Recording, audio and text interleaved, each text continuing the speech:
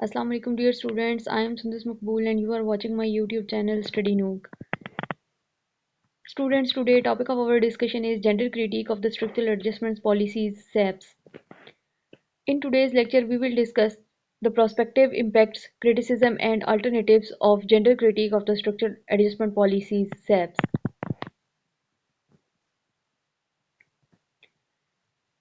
We will start our lecture with introduction. Structural adjustment policies were economic reforms program introduced in the 1980s and 1990s.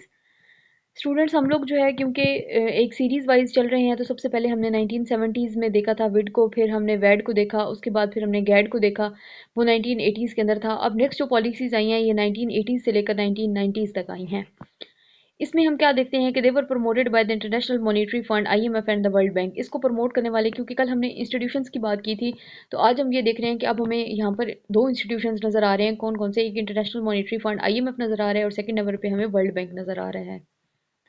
सैप्स aims to stabilize economies and promote growth.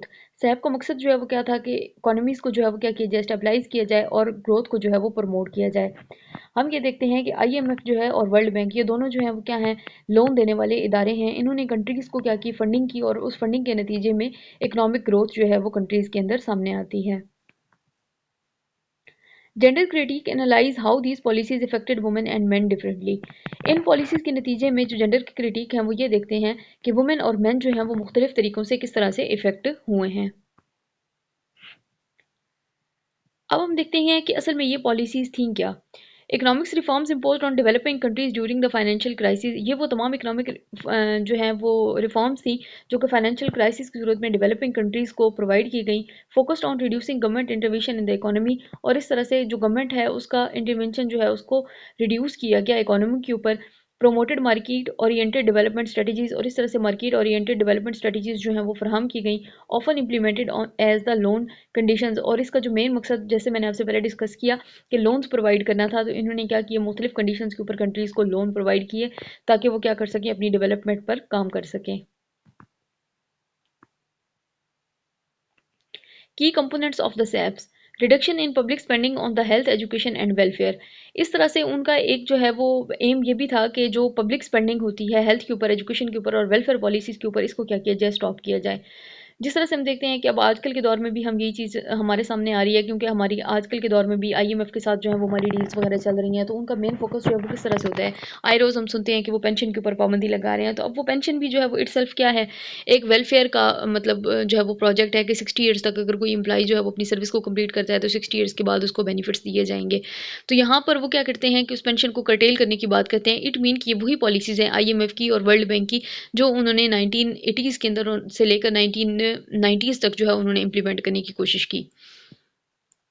इस तरह से हम ये देखते हैं कि government के hospitals के अंदर जो है वो उनको जो है वो प्राइवेटाइज़ किया जा रहा है। इस तरह से एजुकेशन के जितने भी स्कूल्स हैं उनको प्राइवेटाइज़ किया जा रहा है। तो इन तमाम चीज़ों का मकसद क्या है कि जो वेलफेयर के काम हैं उनके ऊपर एक्स्ट्रा स्पेंडिंग जो है वो ना की जाए। Privatisation of the state owned enterprises. और इस तरह से जो स्टेट ओन्ड इंटरप्राइजेज हैं, जैसे फॉर एग्जांपल पाकिस्तान में PIA काम कर रहा है, तो ऐसे इदारों को प्राइवेटाइज किया जाए। Trade liberalisation and removal of the subsidies. इस तरह से जिन जिन चीज़ों के ऊपर हमें सब्सिडी फराहम की जा रही है, मतलब पीपल ऑफ पाकिस्तान को जो सब्सिडी दी जा रही है उसको ख़त्म किया जाए। Currency devaluation and the labour market flexibility. इस तरह से करेंसी को जो है वो क्या किया जाए, डिवैल्यू किया जाए। बाद जिस तरह से हम देख रहे हैं कि रुपए की वैल्यू जो है वो दिन ब दिन कम हो रही है। तो ये तमाम के तमाम जो कंपोनेंट्स हैं ये सैप के हैं। Why SAPs are criticize from the gender prospective. अच्छा, सैप को हम कुछ दूसरे तरीकों से भी क्रिटिसाइज करते हैं, लेकिन जेंडर प्रोस्पेक्टिव में हम अब स्पेशली देखेंगे कि इसको क्यों क्रिटिसाइज किया जा रहा है। SAPs assumes households are the gender neutral units. SAP के का ये कहना है कि जो हाउस होल्ड एक्टिविटीज़ हैं ये सारी की सारी जेंडर जो है वो न्यूट्रल यूनिट के तौर पर काम करता है। दे ignore unequal power relation between the men and women. वो मैन एंड वुमेन का जो पावर रिलेशनशिप है उसके ऊपर बिल्कुल बात नहीं करता। Do not consider women's unpaid care work. और इस तरह से औरत जो पूरा दिन घर के अंदर जो है वो अनपेड वर्क कर रही होती है उसको वो बिल्कुल कंसीडर नहीं करता। Focus on the economic efficiency rather than the social justice. और इसका जो मेन मकसद है वो इकोनॉमिक एफिशिएंसी पर काम करना है, जबकि सोशल जस्टिस की बात बिल्कुल नहीं करता, उसको ये बिल्कुल ही इग्नोर कर देता है।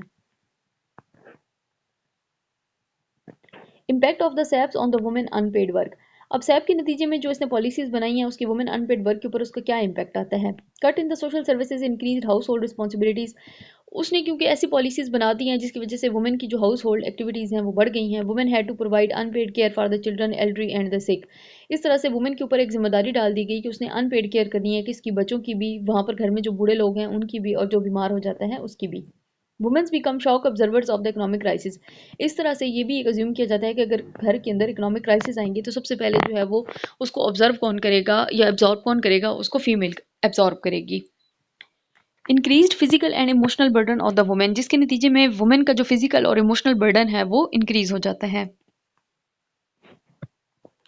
इम्पैक्ट ऑन वुमेन्स एम्प्लॉयमेंट, इन पॉलिसीज का वुमेन की एम्प्लॉयमेंट के ऊपर क्या इफेक्ट आता है। Public sector downsizing effects women workers disproportionality, सबसे ज़्यादा जो इफेक्ट आया वो किसकी वजह से आया, मतलब जो डाउन साइजिंग की गई है मुख्तलिफ कंपनीज के अंदर, स्पेशली पब्लिक सेक्टर के अंदर, उसकी वजह से वुमेन जो है वो बहुत ज़्यादा इफेक्ट होती है। Women shifted to the informal and insecure employment, क्योंकि हमने बात की पहले भी कि प्राइवेटाइजेशन हो रही है, प्राइवेटाइजेशन के नतीजे में जितनी भी एम्प्लॉयमेंट है वो सारी की सारी, मतलब वो पेंशनेबल जो है जॉब्स वो ख़त्म कर दी गई हैं, परमानेंट एम्प्लॉयमेंट को ख़त्म कर दिया गया। तो वुमेन को जितनी भी जॉब्स जो हैं वो प्रोवाइड की जा रही हैं वो सारी की सारी क्या हैं, इनफॉर्मल हैं और इनसिक्योर हैं। Wages declined and job security decrease, इसके नतीजे में एक और जो बड़ा अहम पहलू सामने आता है वो क्या सामने आता है कि वेजेस जो हैं वो कम हो गए हैं और जॉब सिक्योरिटी जो है वो डिक्रीज हो गई है। जेंडर वेज गैप्स वाइडेंड, और इस तरह से जेंडर के दरमियान में जो गैप है वो बहुत ज़्यादा इंक्रीज हो गया है। Feminization of the poverty, SAPs increase poverty levels in the developing countries, SAPs के नतीजे में जो है वो क्या है, कंट्रीज का जो डेवलपिंग लेवल है उसका पॉवर्टी लेवल है वो बहुत ज़्यादा बढ़ गया है। वुमेन हेडेड हाउस होल्ड्स वर मोस्ट इफेक्टेड, और खातून खाना जो घर के काम करती है वो बहुत ज़्यादा इफेक्ट हुए हैं। Rising food prices and removal of the subsidies hurt women more, इस तरह से एक और इशू जो है वो सामने आया कि जब खुराक की प्राइसेस जो है वो इंक्रीज कर दी गई हैं और इस तरह से सब्सिडीज़ को जो है वो ख़त्म कर दिया गया है, तो क्योंकि वुमेन जो है वो क्या है, हाउस होल्ड एक्टिविटीज़ पर सारा का सारा फोकस जो है वो उसका होता है, घर के तमाम मामलात को वो चला रही है, तो ज़ाहिरी बात है जब बजट जो है वो उसका सेम है लेकिन प्राइसेस जो हैं वो हाइक कर गई हैं और सब्सिडीज़ जो हैं वो ख़त्म कर दी गई हैं, तो वुमेन उसकी वजह से बहुत ज़्यादा इफेक्ट होती है। Women's access to the resources declined, और इस तरह से वुमेन की जो एक्सेस थी मुख्तलिफ रिसोर्सेज तक उसको मुकम्मल तौर पर ख़त्म कर दिया गया। अब हम ये देखते हैं कि सैप का इफेक्ट जो है वो क्या आता है हेल्थ के ऊपर और एजुकेशन के ऊपर। Cuts in the health budget reduced maternal and reproductive health services, जब हेल्थ का बजट जो है वो कम हो गया तो इसकी वजह से वुमेन का जो मैटरनल उसको जो है फैसिलिटीज़ प्रोवाइड की जा रही थी वो भी ख़त्म हो गई। Increase maternal mortality in the some region, और इस वजह से मैटरनल मोर्टेलिटी का जो रेशो है वो बहुत ज़्यादा बढ़ गया।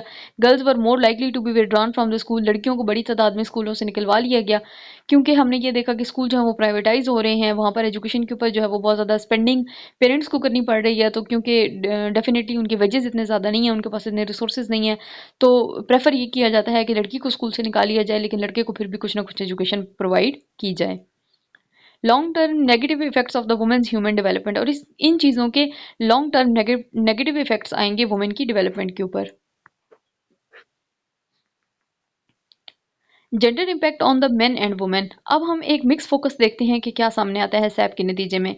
Women faced increased unpaid work and economic insecurity, women को जो है वो ज़्यादा अनपेड वर्क के ऊपर उसका फोकस ज़्यादा हो गया और उसे इकोनॉमिक इनसिक्योरिटी का सामना करना पड़ा।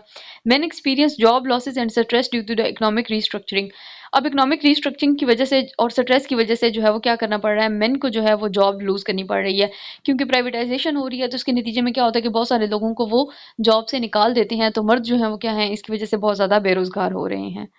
Gender roles become more rigid during crisis, और इस तरह से जब क्राइसिस आते हैं तो जेंडर का रोल जो है वो क्या हो जाता है, ज़्यादा रिजिड हो जाता है। ओवरऑल जेंडर इनइक्वालिटी इंटेंसिफाइड, और इस तरह से हमें ये पता चलता है कि इन पॉलिसीज़ के नतीजे में जेंडर जो है वो ओवरऑल इफेक्ट होता है, यानी ना सिर्फ वुमेन इफेक्ट हुई है बल्कि इसके साथ मेन भी इफेक्ट होता हमें नज़र आता है।